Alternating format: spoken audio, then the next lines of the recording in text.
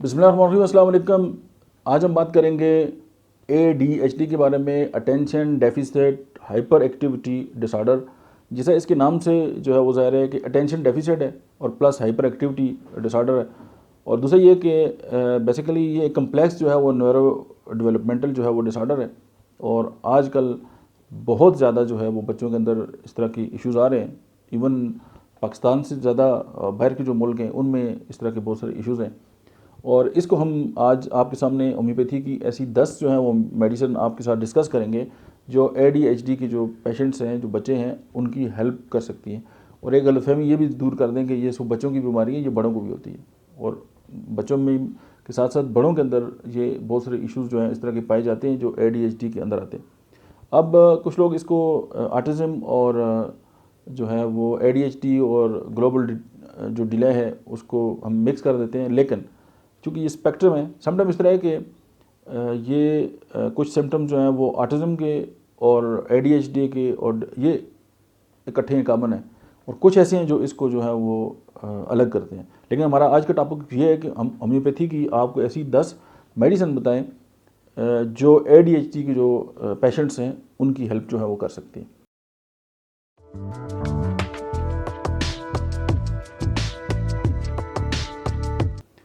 ADHD के वो patient जिनके अंदर इंटेंस जो है वो रेस्टलेसनेस हो, उसके बाद और स्पेशली फियर हो और इम्पल्सिव जो है वो बिहेवियर हो। उसके बाद अगर उनके अंदर वायलेंट जो है वो बिहेवियर है और वो अंधेरे से उनको डर लगता है, तो होम्योपैथी की जो मेडिसिन है दैट इज़ सेट्रामोनियम जो है ADHD के ऐसे बच्चे जो है उनकी हेल्प कर सकती है। सेकेंडली होम्योपैथी की एक मेडिसिन है दैट इज़ साइना। साइना जो है उसके अंदर इरिटेबिलिटी पाई जाती है, यानी ऐसे बच्चे जिनके अंदर इरिटेबिलिटी पाई जाए, उनको जो है वो टेम्पर का इशू हो, वो टेम्परामेंट उनका जो है वो डिस्टर्ब बहुत ख़राब हो। उसके बाद ये है कि उनको कंसंट्रेशन में जो है वो डिफ़िकल्टी हो। उसके बाद ये है कि वो अपनी टीथ जो है उनको ग्राइंड करें।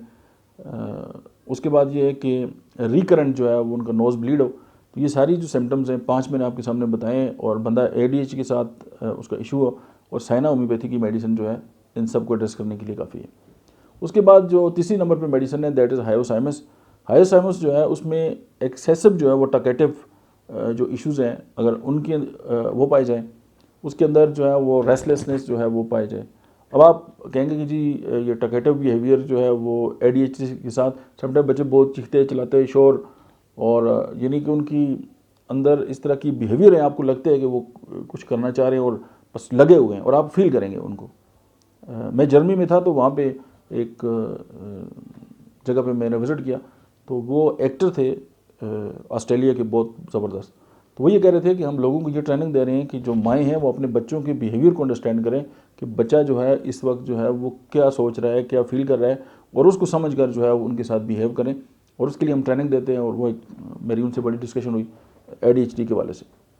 अच्छा, उसके बाद जो नंबर 3 मेडिसिन है दैट इज़ हायोसाइमस, जैसे अभी हमने आपसे बात की।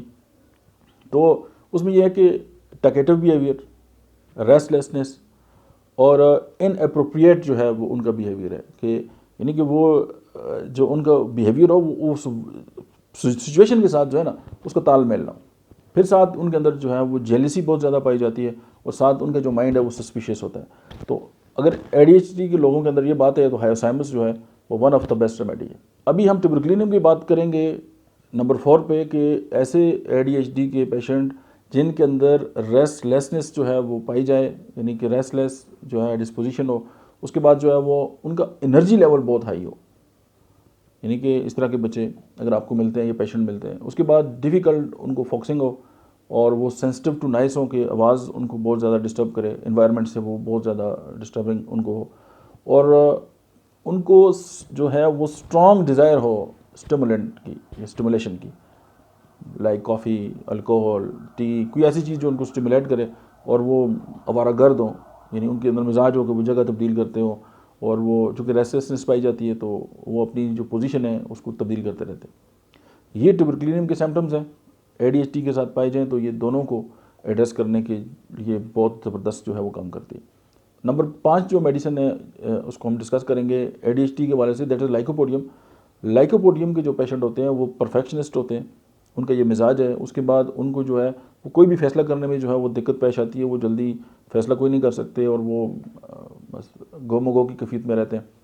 और उसके बाद जो है कि वो स्ट्रगल विद सेल्फ स्टीम के साथ जो है वो करते रहते हैं और उनको हमेशा डाइजेस्टिव इश्यूज़ होंगे। ये सारे सिम्टम्स हैं और चूँकि इसमें भी ग्रोथ जो है वो डिले होती है। अब लाइकोपोडियम का जो पौधा है क्लब मास, इसमें भी जो बच्चे हैं उनके कद भी नहीं बढ़ते, उनका जिस्म जो है उसकी ग्रोथ जो है वो स्लो होती है। कुछ बच्चे या बच्चियों में ये जो उनके जेनिटल्स हैं उनकी ग्रोथ प्रॉपर नहीं होती और आपने अक्सर देखा होगा कि यूट्रस जो है वो छोटा होता है, ओवरीज की प्रॉपर ग्रोथ नहीं होती। तो लाइकोपोडियम वहाँ पे भी बेस्ट जो है वो काम करती है और मेरे बहुत सारे स्टूडेंट हैं उन्होंने इस पर बड़े तजर्बात किए और उनको बहुत बेस्ट रिस्पांस मिला। मुझे तो मिला ही मिला।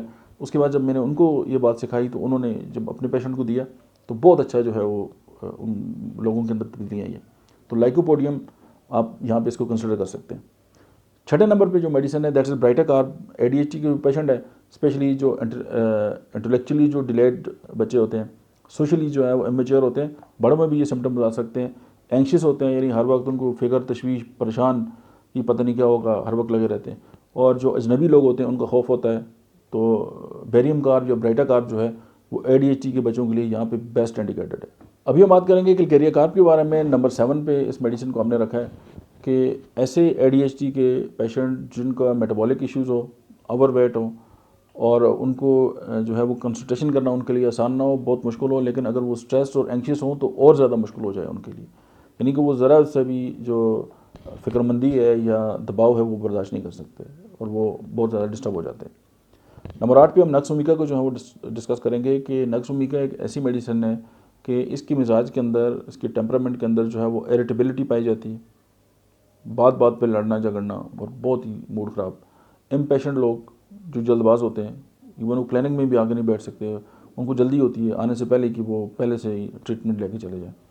उसके बाद उनको जो है वो स्टिमुलेंट जो है उनकी जो बहुत ज़्यादा डिज़ायर होती है, वो चाय, कॉफ़ी, अल्कोहल, इस तरह की जो चीज़ें हैं, एनर्जी ड्रिंक्स वगैरह वो पीना चाहते हैं।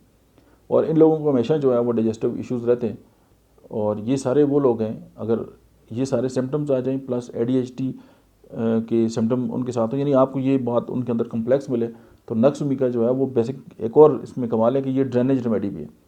यानी कि अगर कोई भी इंसान जो है उसने बहुत ज़्यादा जो है वो केमिकल इस्तेमाल किए हैं या इस तरह की कोई मेडिसिन इस्तेमाल किए हैं जिसकी वजह से उसको जो केमिकल इंजरी है उसकी बॉडी के अंदर हो गई है, तो नक्स ओमिका जो है वो केमिकल इंजरी जो है उसको भी एड्रेस करती है। नंबर 9 पे हम बात करेंगे लेक्सिस की। लेक्सिस जो है वो one of the best remedy है एडीएचडी के ऐसे लोगों के लिए जिनको इमोशनल ट्रामा हो और सप्रेशन हो, यानी उनके जज्बात जो हैं वो सप्रेस हो गए हो, उन्होंने अपने जज्बात जो हैं उसको दबा दिया हो या उनका गला घोंट दिया हो किसी भी वजह से। उसके बाद जो है कि उनकी जो फोकसिंग जो है उनकी ख़राब होती है, वो कंसंट्रेट नहीं कर सकते और उसकी वजह जो है उनके ऑब्सेसिव जो है वो थाट्स होते हैं। देखिए कोई भी बिहेवियर जो है वो माइंड के अंदर जो प्रोसेसिंग है उसके बाद ही बनता है, तो ऑब्सेसिव जो थाट्स हैं अगर उसके साथ कंसंट्रेशन जो है वो उसका इशू हो जाए, साथ पेशेंट एडीएचडी का हो, तो आप लेक्सिस को यहाँ बड़े आराम से प्रिस्क्राइब कर सकते हैं। अच्छा, अभी हम नंबर 10 पे होम्योपैथी की जो मेडिसिन जो एडीएचडी पे काम करती है उसको हम एड्रेस करेंगे, दैट इज़ फास्फोरस। फास्फोरस के अंदर जो ख़ास बात है वो ये है कि हाई लेवल की जो सेंसिटिविटी है एनवायरनमेंट की इन लोगों के अंदर जो है वो पाई जाती है और ये लाइट और जो नॉइस है, आवाज़ से जो है बहुत ज़्यादा सेंसिटिव होते हैं और ये बहुत ज़्यादा डे ड्रीमिंग करते हैं और उसके बाद ये है कि ये ब्लॉकड होते हैं, यानी कि फॉरगेटफुलनेस इनके अंदर बहुत ज़्यादा पाई जाती है। ये इसका मिजाज है फास्फोरस का। इस तरह के अगर आपको एडीएचडी के पेशेंट मिले तो फास्फोरस जो है उस पर बहुत बेस्ट जो है वो आप पे काम कर सकती है। लेकिन एक ख़ास बात आप जहन में ज़रूर रखें एडीएचडी के वाले से हम बात कर रहे हैं कि जब भी आप होम्योपैथिक ट्रीटमेंट की तरफ आते हैं तो एक बात जहन में रखें कि होम्योपैथिक जो है वो इसमें बहुत ज़्यादा जो है वो इंडिविजुअलाइज्ड अप्रोच है, इनफरादियत जो है इसके अंदर है कि हर पेशेंट जो है वो दूसरे से मुख्तलिफ है। अब ऐसा नहीं हो सकता कि मैंने आपको सिर्फ 10 मेडिसिन बताई है और आप कहें कि 10 जो पेशेंट हैं इनको हम इन 10 मेडिसिन के साथ जो है वो ट्रीट कर सकें। हर इंसान जो है वो अलग है। अब जिस तरह एक स्पेक्ट्रम होता है और समटाइम एक बीमारी जो है वो मुख्तलिफ लोगों पे उसके सिम्टम्स जो है वो डिफरेंट आते हैं। आप क्या कोविड में देख लें कि उसमें भी इसी तरह हुआ है कि हर इंसान के ऊपर उसके सिम्टम्स जो हैं वो डिफरेंटली अपीयर हुए हैं और उसको उसी हिसाब से इंडिविजुअलाइज अप्रोच के साथ जो एड्रेस किया गया है। और ये होम्योपैथी कोई 250 साल से लोगों को कह रही है कि हर इंसान दूसरे से अलग है, उसको अलग रख के ट्रीट करें तो आप पेशेंट को जो है वो अंदर से उसकी जो बीमारी है उसको ख़त्म कर सकते हैं। एक तो इनफरादी अप्रोच है अब ऐसा नहीं है कि आपको 10 मेडिसिन पता चल गई और आपने खुद ही शुरू हो जाना है आपने। और दूसरा, आप एक बहुत बड़ा सवाल करेंगे जी कि आपने डॉक्टर साहब इन दवाइयों की पोटेंसी नहीं बताई। उसकी वजह कि मैं चूँकि सेल्फ मेडिकेशन के बहुत ज़्यादा ख़िलाफ़ हूँ। दूसरी है कि वीडियो डॉक्टर्स के लिए बनती है और पेशेंट के लिए इन्फॉर्मेशन और एजुकेशन के लिए बनती है। तो डॉक्टर्स को पता होता है कि किस वक्त कौन से पेशेंट पे कौन सी जो है वो पोटेंसी इस्तेमाल की जा सकती है। दूसरी बात ये है कि पोटेंसी में मेरा अलग से पूरा एक लेक्चर है। आप पोटेंसी को समझना चाहते हैं वो पूरा लेक्चर देख लें और आपको वो खुद ही ढूंढना पड़ेगा। पोटेंसी इन होम्योपैथी और आगे आप डॉक्टर में ज़्यादा लिखेंगे तो आपको मिल जाएगा। सेल्फ मेडिकेशन के सख्त खिलाफ है। दूसरी ये है कि होम्योपैथी में जो पेशेंट है न सिर्फ उसके स्पेसिफिक जो सिम्टम्स हैं उनको लिया जाता है, बल्कि पेशेंट का जो होल कंस्टिट्यूशन है उसको लिया जाता है, उसके मेंटल एंड इमोशनल जो सिम्टम्स हैं उसको देखकर, उसकी जो कैफियत है उसको रखकर एंडोलॉजिकल अप्रोच के साथ होम्योपैथिक मेडिसिन जो है वो लिखी जाती है। और जब भी आप होम्योपैथिक डॉक्टर के पास जाते हैं तो अपनी सारी बात बयान करें। वो ये 10-15 मिनट का काम नहीं होता, उसमें मुकम्मल असेसमेंट जो ज़रूरी है वो करने के बाद ही होम्योपैथिक डॉक्टर जो है वो एक प्रोफेशनल जो है आपको मेडिसिन जो है वो लिख सकता है। तो जल्दी के चक्कर में अपना जो है वो आपने काम नहीं ख़राब करना। सिर्फ ये है कि आप इस जो मैंने ये आपके सामने जो वीडियो आप लेके आए हूँ वो सिर्फ ये है कि एजुकेशन और इन्फॉर्मेशन पर्पज़ के लिए। सिर्फ ये है कि आप मायूस ना हो जाएं और आपको ये उम्मीद होनी चाहिए कि किसी अगर एक तरीका इलाज में कोई अगर इलाज नहीं है तो दूसरे तरीके इलाज में ज़रूर जो है वो पाया जाएगा। इस हवाले से आपके जहन में कोई भी सवाल है, आप वीडियो के नीचे आप कमेंट करें, आप पूछें। हम एक तकरीबन जितने भी इस तरह के न्यूरो डेवलपमेंटल जो इश्यूज़ हैं हम उनको एड्रेस करेंगे और उम्मीद है कि आपको ये वीडियो जो है आपके काम आएगी। मेरा नाम डॉक्टर अहमद एजाज़ है और मैं गुज़श्ता 25 साल से जो है होम्योपैथ हूँ और साथ साइकोलॉजिस्ट हूँ और हम कोशिश करते हैं कि हम लोगों की हेल्प कर सकें। मेरे यूट्यूब चैनल पे तकरीबन 2000 के करीब जो है वीडियोज़ अवेलेबल हैं मुख्तलिफ टॉपिक्स पे, आप देख सकते हैं। और आपके करीब तरीन आपके रिलेटिव्स में, आपकी फैमिली के अंदर इस तरह के कोई पेशेंट्स हैं तो आप ज़रूर उनके साथ ये वीडियो शेयर करें। आपका बहुत बहुत शुक्रिया।